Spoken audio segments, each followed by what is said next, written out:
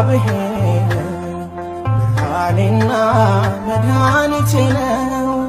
የሚያስደነግጠኝ የሚያስፈራኝ ማነው? የሚያስደነግጠኝ የሚያስፈራኝ ማነው?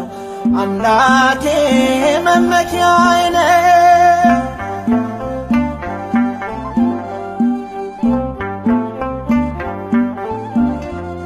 ሁሉ ቢከዳኝ አንዱን ይዤዋለሁ፣ ነፍሱን ለሰጠኝ ነፍሴን እሰጣለሁ።